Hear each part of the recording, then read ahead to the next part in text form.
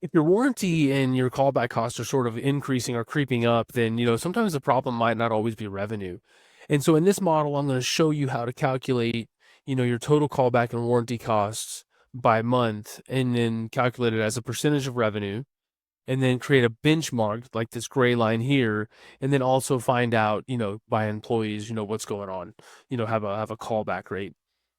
Okay, so let's get started. So what we'll do here is we need to first get the months here and then the columns that we want to calculate here, and all of that is going to be here in this data set. And if you want this data set, there's a link in the description, or you can just shoot me an email. So we're going to need to get revenue, which is invoice amount, and then we're going to have to come over here to columns T, U, V, W, and we want to bring all these in. So let's just start by getting month. And sometimes I go a little bit fast, and I need to keep these videos under 15 minutes. So if I go too fast, just you can just pause the video. Okay, so just type in month and then January, and then you can drag this down until December. Okay, so now what we want is we want to get revenue, which is invoice amount, and then we want to get warranty parts cost, labor cost, callback labor cost, callback parts cost. So highlight or just click on those. If you hold down the control key, you can click on multiple and then copy, and then here you can paste. Okay, so what we're going to do is we're going to use the SUMIFS as function. So SUMIFS, sum the invoice if the month is January. So the first argument is the sum range. So where's the numbers that you're trying to sum? And then the second part is the criteria range. And this you can do with SUMIFS, you can do a lot of criteria. You can do, however many criteria you have. With this one, we just have one for now. In the second part, where we talk about employees, we have more. And then click on January here, and then you're good. Oh, let me turn the calculations on. That's why you saw that line. I was updating a client file and they have like 800,000 rows, and so I turned off calculations. Okay, so if you format it as $1 and then you can center it, you can double click and then you're good. And so now for warranty costs, it's the same exact formula, but instead of the invoice amount, we're going to do warranty parts cost column T. So instead of typing it out, I'll just copy this, right? So I can just copy this equals this and then change M. We'll change M to T. Copy this down. And then if you remember, the next column is going to be U and then VW. And I'll show you a trick. It's not really a trick, but I'll show you how to lock cells. So first, we want to format this the same. So if you click here, Format Painter, and then highlight, it'll be formatted exactly the same. So we want T, if we drag this over, we want T to become U, right? And then U to become V, and then W. And the way we can do that is we need to lock these cells, what's called referencing. So we want this column to change, but we don't want B or B3 to change as we go over. We never want column B to change, but as we go down, we want B3 to become B4, right? We want January to become February. So we'll just press F4 here, and then for here, we want to lock the column. So put a $sign before the letter. You can also shuffle through by using B4. And then you can just copy this, and then do this, and then paste. And now you have all of the cost by month. So now you can say total warranty costs, total callback cost, and then just say total cost. Like for this section, obviously it's not all of your cost, but it's total, warranty and callback cost. So this is just going to equal this plus this, and then this is going to equal this plus this, and then you can just copy and then paste down, and then total cost is just this plus this. I mean, just the reason why I'm adding this is just to break it out. So whenever I show you the heat map, you'll be able to, get a better understanding, like your total warranty cost instead of bundling them together. Okay, so now we want percent of revenue, which is simply this divided by the invoice amount. And then if you press Control-Shift-5, you'll get the percentage. And then you can drag that down or double click, And then what I'll do is I'll just enter all of this. Okay, so now what we can do is we create a heat map. So if you highlight this and then go home, conditional formatting, and then color scales, you could also do data bars. I mean, there's a lot of different ways you could do all this stuff. I'll just do color scales, and then green is high. But the thing is for these, we don't want green as high, right? We want red as high. And we don't want to do all of these, and I'll show you why. So if you go conditional formatting and then you just do this, you'll see that like total cost is the highest. It's all red because it's the sum of everything. So what we want to do is we want to go sort of column by column. And so highlight the column and then red is high. But instead of doing that all over again, all you have to do is double click the format painter and then just click the January value for each of these. And then here, and then press Control Shift 5. And then if you want to add a decimal, you can do that as well. Okay, so we have that, and then maybe you want a benchmark, and say the benchmark is, 1.5%. And then here, just do equals the one above it. And I'll explain why to do that. Okay, so we can also maybe remove a decimal here. Okay, so to create the chart, we want to create this chart here. So we want to do revenue, and then we want to have the percent of revenue, which is the orange line, and then we want to have the gray line as a benchmark. So all you have to do is in the starting point tab, highlight the month and the invoice amount, hold down the control key, and then highlight percent of revenue.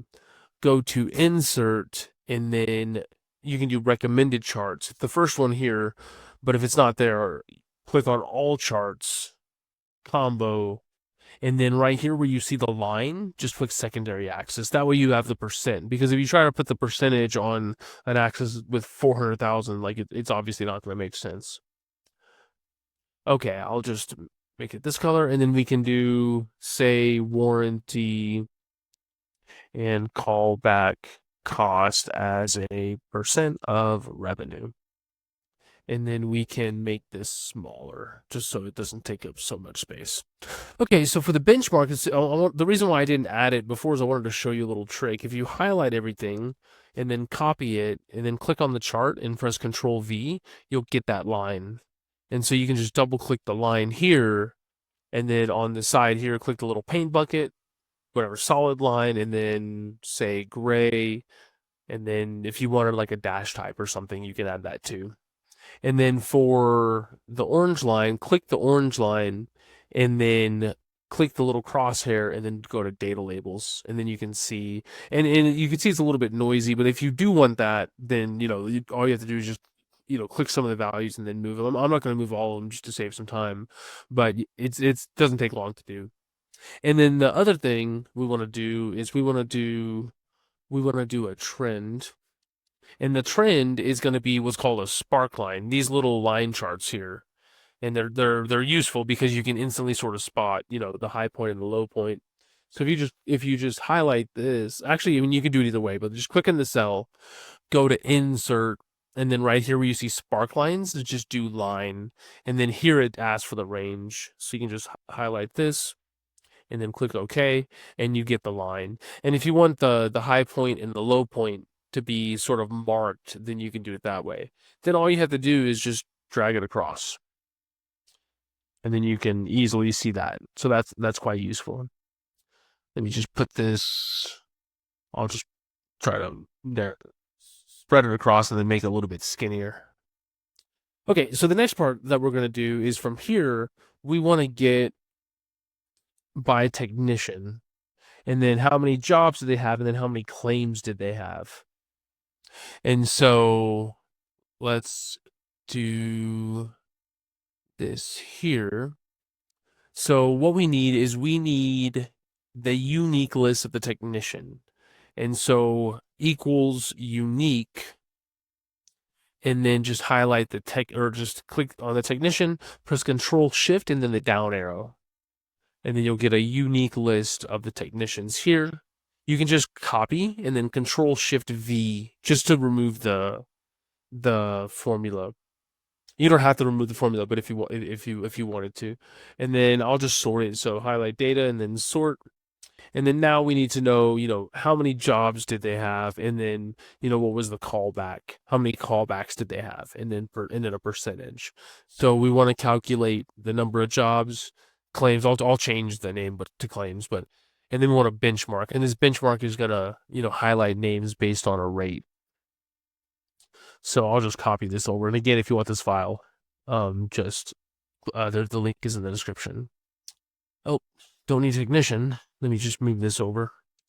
Okay, so to get the number of jobs, it's pretty straightforward. It's just how many rows are in the data set. So how many times is the person's name here? Because one row is one job, right?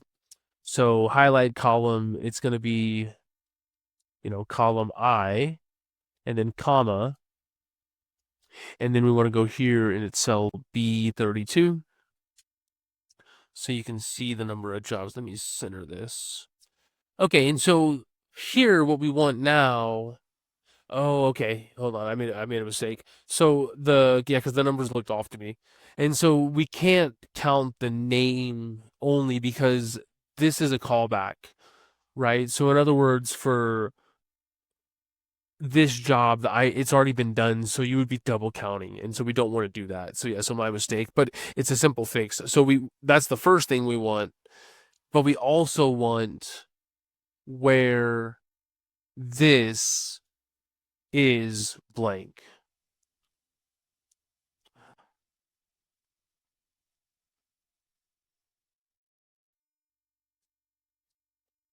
Let's see here. It's because I'm using the count if function. I need to use the count if s function. Yeah.